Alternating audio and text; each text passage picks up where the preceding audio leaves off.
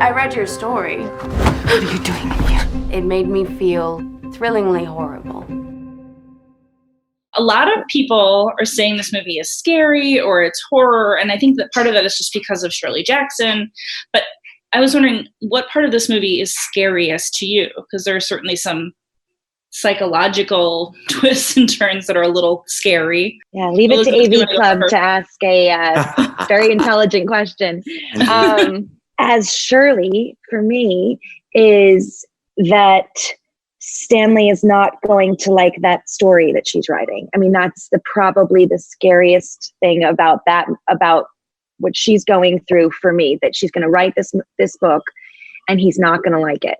As audience members, in some ways, we're kind of privy to being somewhat inside Shirley's head, and the ground is not firm ground. It seems like the ground is always shifting. You never necessarily know what's real, what isn't real, if someone is one person or if someone is another person. In some ways, that's kind of fun, and you never know really what's going to happen from moment to moment.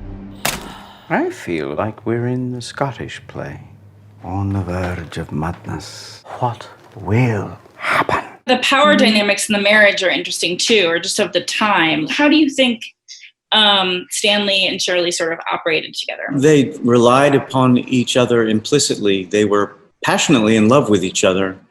And I think they needed each other desperately. He valued Shirley's gifts as an artist thoroughly, didn't know how she did what she did. And at the same time, she seemed to need him to see what she was creating, to have his breadth of knowledge. He, being a literary critic, very, very well respected within the community of critics that he bustled within. They chose to be in this complicated relationship. It wasn't something they found themselves in. They had 4 kids together historically, and were very, very active in a number of ways, creating their own particular art. That girl, what do you think? Trite and a bit trashy, but give it a go. I like you, Rosie. Can I trust you? Why do you think Shirley is such a pot stirrer? Maybe, Elisabeth, to put it that way. Yes, a pot stirrer is a nice way of saying it. She seems like the type of person to me that gets bored really easily. You know, that needs like that, because she's so ahead of everyone and she's so smart. And so I feel like she needs like constant kind of story in her life, constant story. Otherwise, she's going to get bored, and she doesn't want to be bored, you know, and she doesn't want to, you know, she needs that drama. She needs that excitement. She needs that game. She enjoys the game with Stanley. She enjoys the game with Rose and playing this like cat and mouse thing with her. And I think that she's also pushing the boundaries of her time period.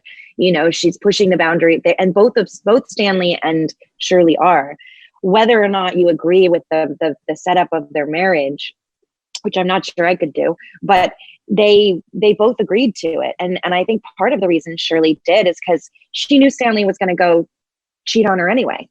And it's this sort of incredibly like modern progressive idea of like, well, I love him, so I guess at least I'll know about it. You know, it's very ahead of its time in a way. And so I think she and they both were sort of constantly pushing those boundaries. I can see their secret looks.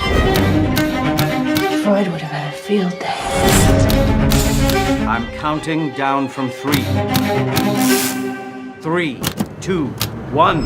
Were there like parts of the movie or staging or scenes that you felt were particularly like ripped from the Shirley Jackson archives? Do you know what I mean? Like that you felt kind of lent some Shirleyness to the world. In some ways, this film takes the 2 characters, the real people, Shirley Jackson and Stanley Hyman, and places them in a Shirley Jackson story.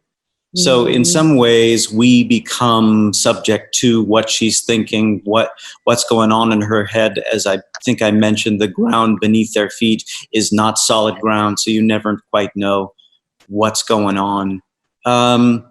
There is a sense that house is ripped from the pages of Shirley's stories. It was a wonderful find. We shot this film upstate New York. It takes place in Bennington, Vermont. But there was a wonderful sense of that place that seemed very much a part of the world that Shirley seemed to have been creating or working within. It just felt like we were in her stories all the time.